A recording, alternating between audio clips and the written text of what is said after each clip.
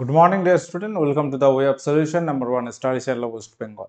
তো আমি তোমাদের ডাল্টনস, তোমরা এখন পাচ্ছ জিকে ইউনিভার্স থেকে science special class number 2। Science থেকে আমরা একটি ক্লাস নিয়েছি এর আগে, এটা হচ্ছে দ্বিতীয় ক্লাস। প্রত্যেকে যারা কানেক্ট আছো, আমাদের যে ক্লাস রুটিন পাচ্ছ মার্চ মাসের সকাল 7:30 থেকে আমার ক্লাস থাকে এবং অন্যান্য ক্লাস রুটিন এখানে দেওয়া রইল। প্রত্যেকে এক ঝলকে দেখে নাও কোন ক্লাস কখন হয়। তো সমস্ত ক্লাসের নোটিফিকেশন বা লিঙ্ক তোমরা আমাদের ভেরিফাইড টেলিগ্রাম গ্রুপে পাবে, দ্য ওয়ে অফ সলিউশনে। এবং আমরা যে পেড কোর্সগুলো করাচ্ছি TWS একাডেমি অ্যাপ, এই অ্যাপ তোমরা প্লে স্টোরে পাবে। এবং সেখানে আমরা যে ব্যাচগুলো করাচ্ছি, GTMTS এর নিউ ব্যাচ রয়েছে, NTPC group D new batch আছে এবং অন্যান্য ব্যাচ কমান্ড ফাউন্ডেশন 4.0 বা NM ব্যাচ, পাশাপাশি আরো অনেক ব্যাচ কিন্তু চলছে। তো আমরা এমসিকিউ প্র্যাকটিস করবো সায়েন্স থেকে। তো সায়েন্স থেকে কিন্তু প্রচুর প্রশ্ন পরীক্ষায় থাকে এবং সায়েন্স পার্টটাকে গুরুত্ব দিতে হবে। প্রত্যেক পরীক্ষায় তুমি রেল বলো বা এসএসসির পরীক্ষা বলো বা রাজ্যের যে কোনো পরীক্ষা, WBP, KP বা PSCর পরীক্ষা, WBC এর সমস্ত পরীক্ষায় কিন্তু সায়েন্স প্রচুর পরিমাণে থাকে এবং এটাকে তোমার জোর দিতে হবে। আচ্ছা, 1 বার নিচের কোনটি সমান? এখানে সঠিক উত্তর কি হবে? কোশ্চেন নাম্বার 1, সঠিক উত্তর কি হবে? বার কিসের একক? চাপের একটি ব্যবহারিক একক। আর পিএ মানে কি বলতো? পিএ মানে হচ্ছে পাস্কাল। পিএ সংক্ষেপে লেখা হয় পাস্কালকে। চাপের এসআই একক কি? পাস্কাল। চাপের এসআই একক হচ্ছে পাস্কাল, তাই তো? এটা কিন্তু প্রত্যেকে জানতে হবে। এবং একবার equal to how many pascal? 10⁵ pascal. Option B যারা করেছে, অপশন বি সঠিক উত্তর হয়ে যাবে এখানে। প্রত্যেকে যারা কানেক্ট আছে অবশ্যই ভিডিওটি প্রথমে সেশনটি লাইক করো, শেয়ার করো, শেষ পর্যন্ত কানেক্ট থাকো। অনেক কিন্তু ইনফরমেশন আছে ক্লাসে। তো চাপ, এই রাশিটা সম্পর্কে আমরা একটু যদি জেনে নিই। চাপ মানে কি? প্রযুক্ত বল ভাগ ক্ষেত্রফল। কতটা জায়গার উপর তুমি বল প্রয়োগ করছো সেটাকেই মূলত চাপ বলা হয়। তাহলে বলের একক হচ্ছে নিউটন, ক্ষেত্রফলের একক মিটার স্কোয়ার। এটা এসআই পদ্ধতিতে একক, এটাকেই বলা হয় পাস্কাল। এটা আমি আগেও তোমাদের বলেছি। আচ্ছা, সিজিএস একক যদি বলো স্যার, সিজিএস একক কি হবে? বলের একক হচ্ছে সিজিএস পদ্ধতিতে ডাইন, আর ক্ষেত্রফল সেন্টিমিটার স্কোয়ার। এটা কিন্তু সিজিএস পদ্ধতিতে চাপের একক। ঠিক আছে? আচ্ছা, পরবর্তী প্রশ্ন, কোন তাপমাত্রায় সেন্টিগ্রেড এবং ফারেনহাইট স্কেল একই পাঠ প্রদান করে? কোন উষ্ণতায়? 0 ডিগ্রি, 10 ডিগ্রি, 40 ডিগ্রি, নাকি -40 ডিগ্রি?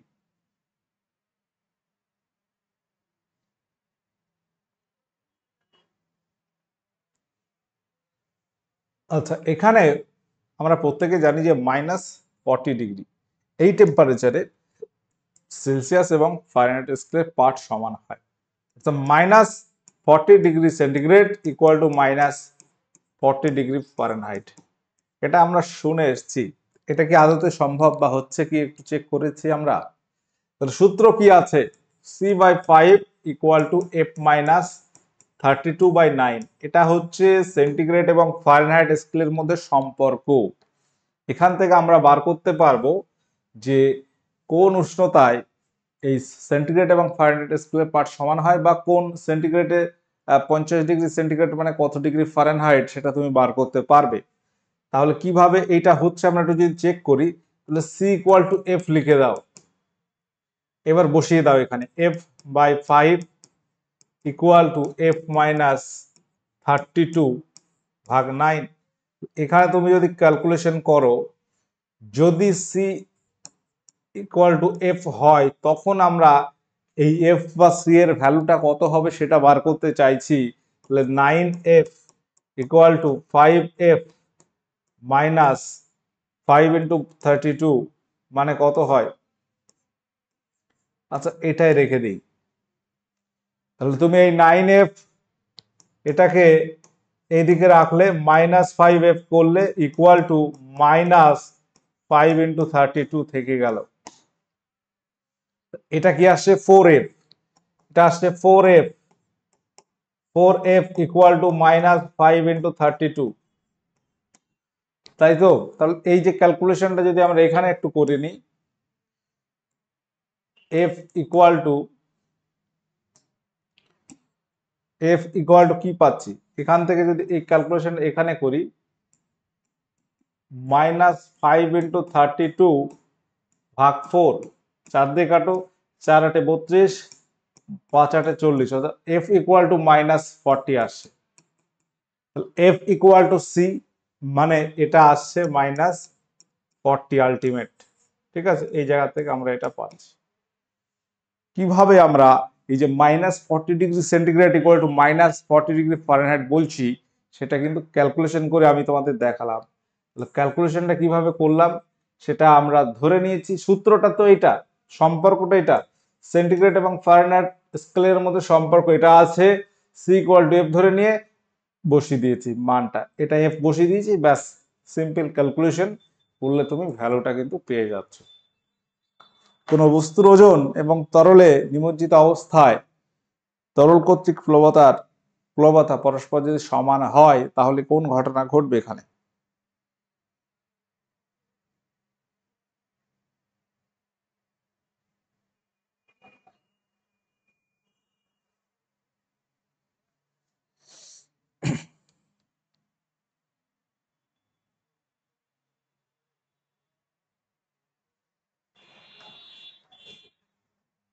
তাহলে এখানে কি হবে? তরল স্থির অবস্থায় ভাসমান থাকবে, অর্থাৎ বস্তুর ওজনটাকে আমরা যদি W1 ধরি, ভাসনের সূত্র আছে, এখানে প্লবতাটাকে আমরা যদি W2 ধরি, প্লবতা হচ্ছে ঊর্ধ্বমুখী বল, তাই তো? যদি W1 ইকুয়াল টু W2 হয়, তখন এটা হবে স্থির অবস্থায় ভাসমান থাকবে। যদি W1 গ্রেটার দেন W2 হয়, বস্তুটি ডুবে যাবে। যদি W1 লেস দেন W2 হয়, বস্তুটি ভেসে থাকবে,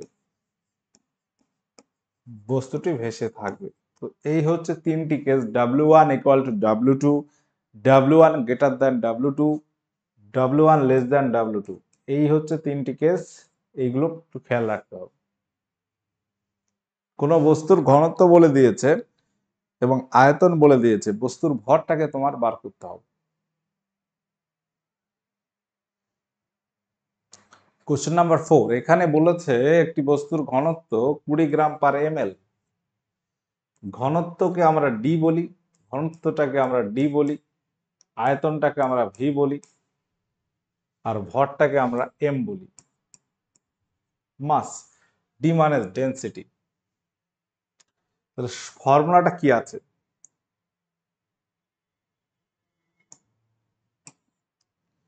ঘনত্বের সঙ্গে ভরের সম্পর্কটা কি আছে? আমরা যদি বলি ঘনত্ব মানে হচ্ছে বস্তুর ভর ভাগ আয়তন, তাহলে এখান থেকে আমরা D equal to M by V বলতে পারি। ঠিক আছে, তাহলে এই জায়গা থেকে আমরা কি পাচ্ছি? M equal to D into V.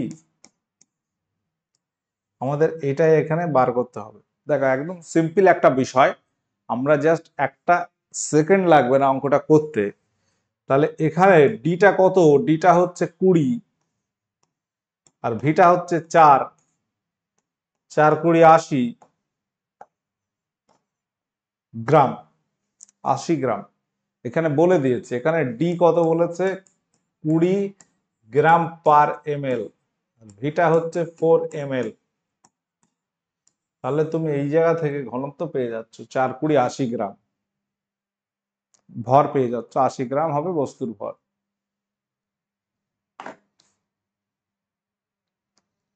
Question number 5, চন্দ্রপৃষ্ঠে কোনো বস্তুর ভর 1 কেজি হলে পৃথিবী পৃষ্ঠে তার ওজন কত হবে?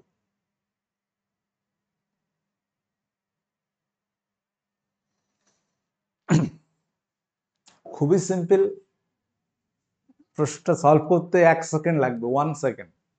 তোমরা যদি ভয় পাও সেটা তোমার দুর্বলতা, ঠিক আছে? শিখে নিতে হবে, 1 সেকেন্ডও লাগবে না এই অ্যান্সার দিতে। মনে হচ্ছে এটা একটা অঙ্ক, স্যার ফিজিক্সের অঙ্ক, পারা যায়?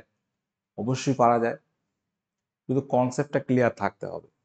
দেখো একটা বিষয় মনে রাখতে হবে, কি বলে দিয়েছে আগে, চন্দ্রপৃষ্ঠে কোনো বস্তুর ভর 1 কেজি, এটা হলে পৃথিবী পৃষ্ঠে তার ওজন কত হবে? তোমার বার করতে হবে পৃথিবীতে ওজন, চাঁদে কিন্তু ওজন বার করতে বলেনি।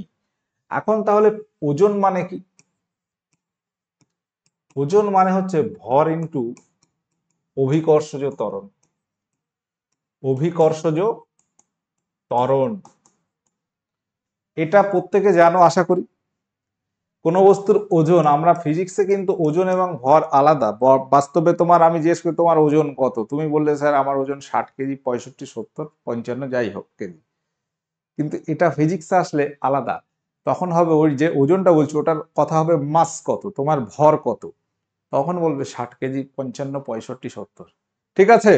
ওজন মানে ভরের সঙ্গে অভিকর্ষজ ত্বরণের গুণফল, অর্থাৎ W = m × g। তোমাকে কি বার করতে হবে? পৃথিবী পৃষ্ঠে ওজন। তাহলে পৃথিবী পৃষ্ঠে ভর কত? কোন বস্তু চাঁদে ভর 1 কেজি হলে পৃথিবীতে ভর কত হবে?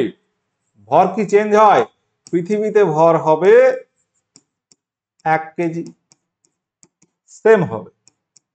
তোমার ভর 60 কেজি, তুমি যদি ভাবো চাঁদে গেলে হবে 10 কেজি, এরকম কিন্তু নয়। তোমার ভর 60 কেজি থাকবে, কিন্তু ওজনটা কম হবে, ওজন চেঞ্জ হবে, কারণ ওজন পৃথিবীতে এই জি এর সঙ্গে রিলেটেড।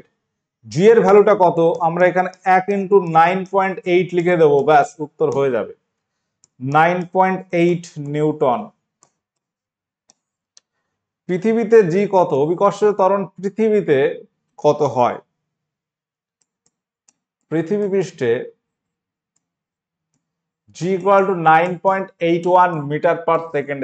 এটা তোমাকে মনে রাখতে হবে, সবসময় বলে দেবে তা নয়, এখানে 9.8 আছে বলে আমরা তাই করেছি। ওকে, তাহলে উত্তর হবে 9.8 নিউটন। বিষয়টা খুব মজার একটা প্রশ্ন, তোমরা অনেকেই ভুল করেছো, ভুল করবে এই কোশ্চেনে।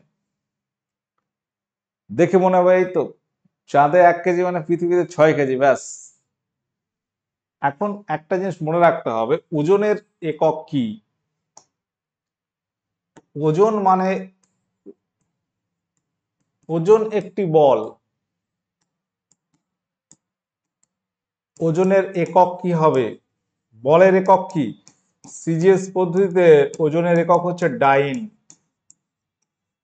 এসআই পদ্ধতিতে ওজনের একক কি হবে? নিউটন। সংক্ষেপে এন বলবো, আর এটা DYN। ভালো করে খেয়াল কর, ওজন হচ্ছে একটি বল, তাহলে বলের একক আমরা জানি নিউটন এবং ডাইন, ওজনের একক নিউটন এবং ডাইন, এটা কিন্তু মাথায় রাখতে হবে। তাহলে এই যে প্রশ্নটা দেওয়া হয়েছে, যদি বলতে কোনো বস্তুর পৃথিবীতে ভর 1 কেজি, চাঁদে ওজন কত হবে, তাহলে কি করতাম? চাঁদে ওজন হবে ভর ইন্টু অভিকর্ষজ ত্বরণ, ভর 1 কেজি, 1 কেজি থাকবে, অভিকর্ষজ ত্বরণ 1/6 × 9.8 হবে। অর্থাৎ এই জায়গা থেকে আমরা যদি বার করতাম যে বস্তুর ভর 1 কেজি, চাঁদে ওজন কত হবে? আমরা পৃথিবীতে ওজন বার করতে দিয়েছি, যদি বলতো চাঁদে ওজন কত হবে, তাহলে হবে 1 × 9.8/6, যা হয় তাই হবে। অর্থাৎ 9.8/6 যা হয় তাই হবে, এত নিউটন হবে। ক্যালকুলেশন আমি আর করলাম না। তাহলে ওজন কি? ভর ইন্টু অভিকর্ষজ ত্বরণ m × g। জিটা 1/6 হবে, চাঁদে 1/6 অংশ হয়। অভিকর্ষজ ত্বরণ চাঁদে কত হয়? 6/1 পৃথিবীতে 9.8 ধরলে চাঁদে 9.8/6 হবে, যা হয় তাই। ঠিক আছে? কনসেপ্টটা ক্লিয়ার রাখতে হবে। অঙ্কগুলো খুবই ইজি, কিন্তু তোমরা অনেকে ভুল করবে, কারণ কি? কনসেপ্ট ক্লিয়ার নেই। তাহলে বিষয়টা আশা করি আর ভুল হবে না তোমাদের। আর কি ভুল হবে? আশা করি আর হবে না। আচ্ছা, কেলভিন স্কেলের নিম্ন স্থিরাঙ্ক এবং ঊর্ধ্ব স্থিরাঙ্কের মধ্যে তাপমাত্রার পার্থক্য কত হবে? এটা আগেও মনে করেছিলাম কিছুদিন আগে। এটা আমরা নিম্ন স্থিরাঙ্ক জানি 273, কেলভিন, ঊর্ধ্ব স্থিরাঙ্ক হচ্ছে 373 কেলভিন। তাহলে এদের মধ্যে ডিফারেন্সটা কত? ডিফারেন্সটা হচ্ছে 100 কেলভিনের। খুবই ইজি একটা কোশ্চেন। ডিফারেন্সটা কত তাহলে? ডিফারেন্সটা এখানে হচ্ছে 100 কেলভিনের। এটাই তোমার বার করতে দিয়েছে। তিনটি পরিবাহী রোধ বলে দিয়েছে 20 ohm, 23 ohm, 17 ohm. 20 ohm, 23 ohm এবং 17 ওহম। ওদের যদি তুমি শ্রেণী সমবায় যুক্ত করো, তুল্য রোধের মান কত হবে? তাহলে এটা সেই রোধের সমবায় কিভাবে করতে হয়। শ্রেণী এবং সমান্তরাল দুই ধরনের সমবায় হয় আমরা জানি। শ্রেণী সমবায় রোধ কি হবে?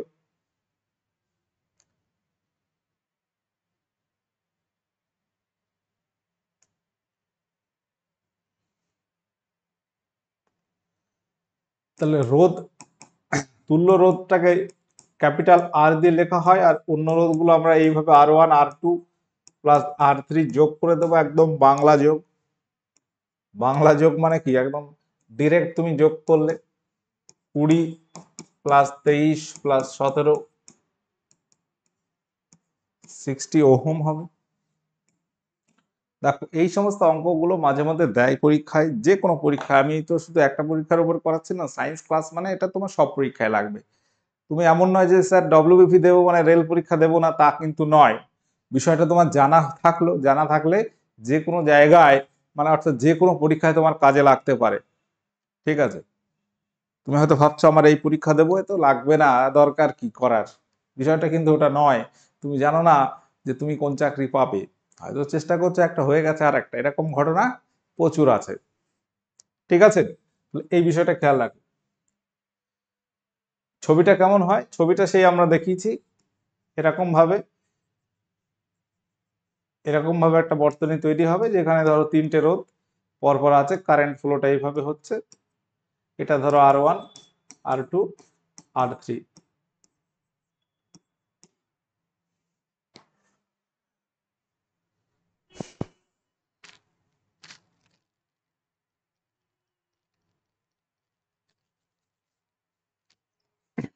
আমাদের ঘরে কৃত্রিম আলোর উৎস রূপে টিউবলাইট ব্যবহার করি। আমরা এই যে টিউবলাইটটা ব্যবহার করি, এর কার্যনীতিটা কেমন হয়? ডপলার এফেক্ট, আভ্যন্তরীণ পূর্ণ প্রতিফলন, ফ্লেমিং এর বাম হস্ত নিয়ম, নাকি নিম্নচাপে গ্যাসের মধ্য দিয়ে তড়িৎ পরিবহন? এখানে আমরা সঠিক উত্তর কি বলবো বলো, প্রত্যেকে অ্যান্সার করবে।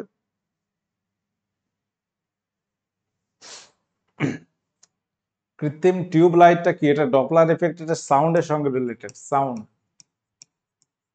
এটা তাহলে হবে না আভ্যন্তরীণ, এটা লাইট সম্পর্কে বলা হচ্ছে, কিন্তু আভ্যন্তরীণ পূর্ণ প্রতিফলন এখানে কিন্তু হয় না। ফ্লেমিং এর বামহস্ত নিয়মও নয়। নিম্নচাপে গ্যাসের মধ্যে তড়িৎ পরিবহন। দেখবে টিউবলাইটের ভিতরে একটা গ্যাস থাকে, একটা গ্যাস থাকে কি?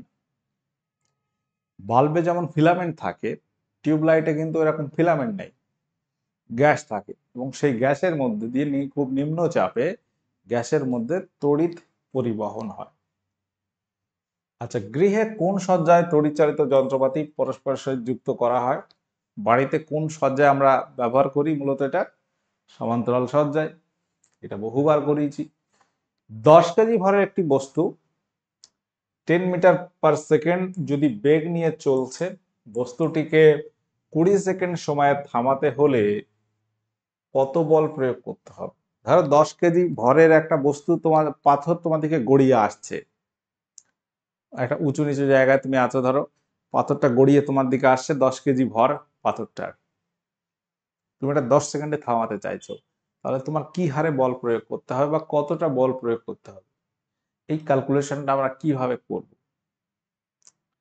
তাহলে বল সম্পর্কে আমাদের কি আইডিয়া আছে? ফোর্স, বল মানে আমরা কি জানি? ভর ইন্টু ত্বরণ। আমরা ওজনের সময় কি লিখেছি? ভর ইন্টু অভিকর্ষজ ত্বরণ, ওজনের সময় ওজন একটা বল, তাহলে একই রকম রাশি, বল মানে ভর ইন্টু ত্বরণ। তুমি এখানে বার করতে চাইছো বল।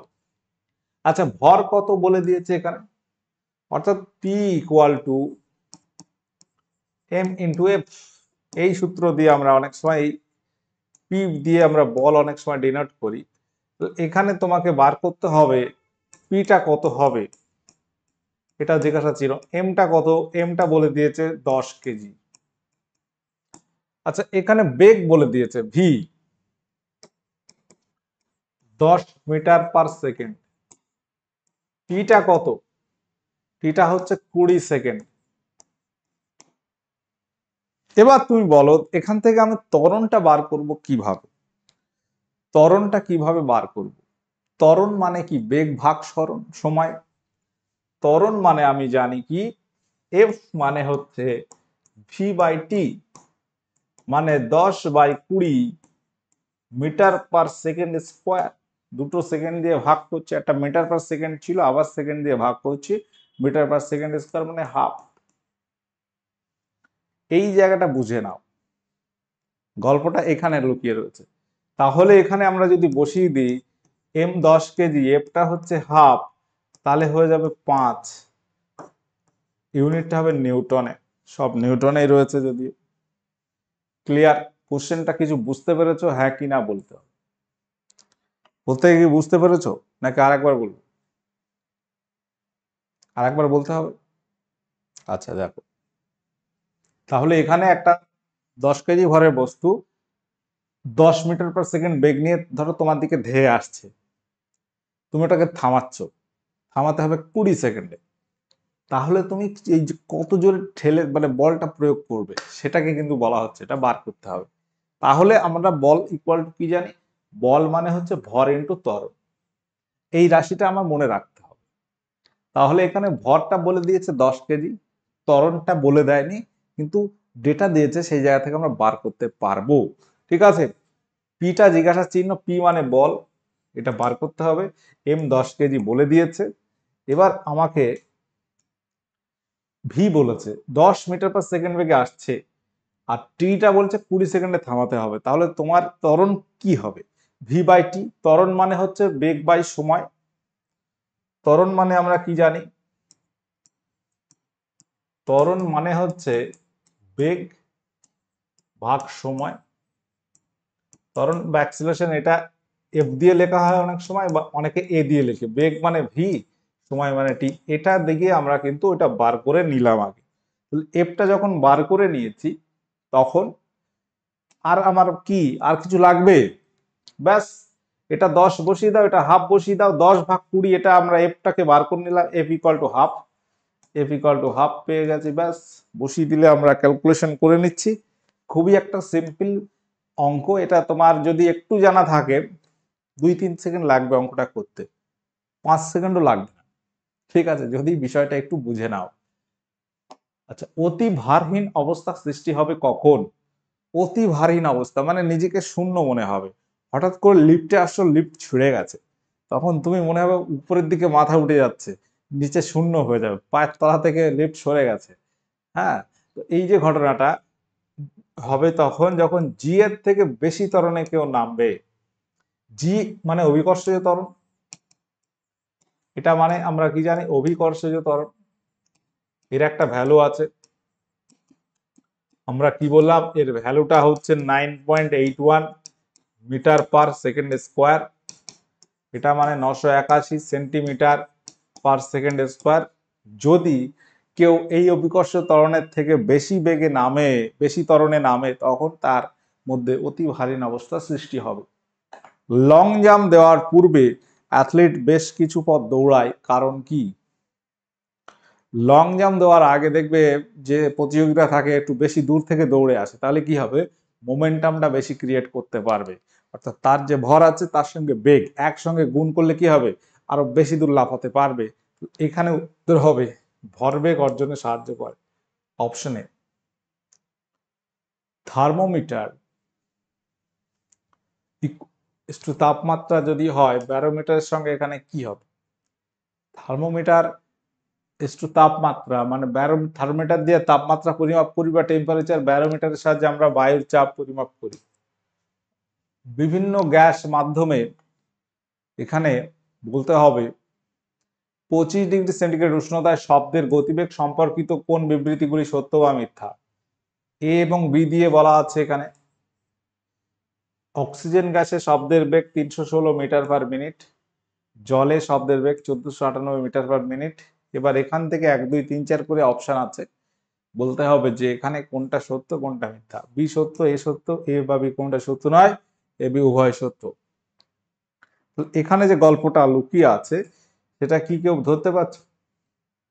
কোন অপশনটা সঠিক হবে 1 2 3 4 এর মধ্যে? এখানে দুটোই ভুল আছে, দুটোই ভুল আছে। কারণ এখানে 316 মিনিট নয়, এটা ভুল আছে, এটা ভুল আছে। সেকেন্ডে হবে, এটা সেকেন্ড হবে, এটাও সেকেন্ড হবে। এটা রেলের প্রশ্ন, রেলের গ্রুপ ডিতে আসা প্রশ্ন। এই ধরনের প্রশ্ন পরীক্ষায় দেয়। 12 কেজি বস্তু, দেখো অঙ্ক রয়েছে, বেশ কিছু অঙ্ক আমি তোমাদের করাচ্ছি এখানে কেন, পরীক্ষায় কাজে আসবে, তখন মনে পড়বে ডাল্টনসের কথা। ঠিক আছে, 12 কেজি বস্তুর ভরের উপর 96 নিউটন বল ক্রিয়া করলে উৎপন্ন ত্বরণ কত হবে? এবার তুমি কিন্তু, আমি আর বলে দিচ্ছি না, তুমি বার করতে পারবে, মুখে মুখে করো। ভর বলেছে, বল বলেছে, ত্বরণ বার করো, অ্যাক্সিলারেশন কি হবে, কিভাবে বার করো প্রত্যেকে? তাহলে এখানে আমরা সূত্রটা কি, P equal to M into F. P কত? পি হচ্ছে 96 নিউটন। আচ্ছা, ভর কত? এম কত? 12 কেজি। এবার তোমাকে বার করতে হবে এফটা কত। এফটা কত হবে? 8 12 96, ব্যাস উত্তর হয়ে গেল 8 মিটার পার সেকেন্ড স্কোয়ার। তাহলে এখানে তুমি বসিয়ে দাও 96,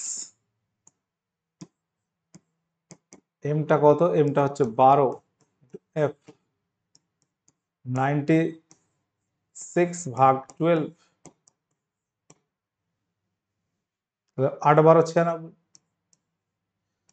এখান থেকে আমরা এফ ইকুয়াল টু লিখতে পারি 8।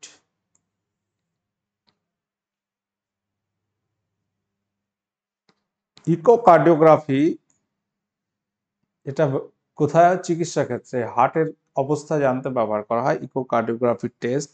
এখানে যে শব্দ ব্যবহার করা হয় সেটা কি ধরনের? আল্ট্রাসোনিক, ইনফ্রাসোনিক, রেডিও, নাকি তরঙ্গ দিয়ে, নাকি গামা রে দিয়ে? ইকোকার্ডিওগ্রাফিতে মূলত আল্ট্রাসোনিক সাউন্ড ব্যবহার করা হয়। এটা হচ্ছে যে সাউন্ড আমরা শুনতে পাই না, 20,000 হার্টজ কম্পাঙ্কের বেশি।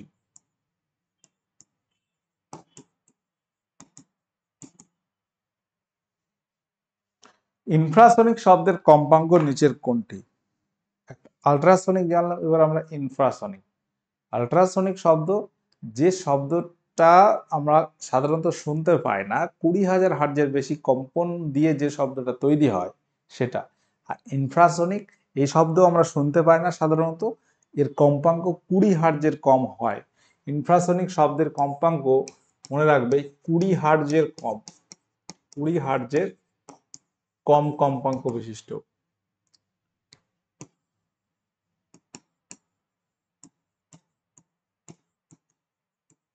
বিশিষ্ট শব্দ এখানে হবে 12 হার্টজ, এখানে 18 কিলো হার্টজ, এটা মানে কিন্তু 18,000 হার্টজ। দেখো 1 কিলো আর 1 গ্রামের মধ্যে পার্থক্য কত? 1 কিলো মানে 1000 গ্রাম, তাহলে 20 হার্টজের কম, মানে এখানে 18 কিলো হার্টজ করলে হবে না, 18 কিলো হার্টজ। কে হার্টজ আছে দেখো, এখানে কিলো হার্টজ আছে, এই যে কে আছে না, কে মানে 18,000 হার্টজ। ঠিক আছে, উত্তর হবে 12 হার্টজ।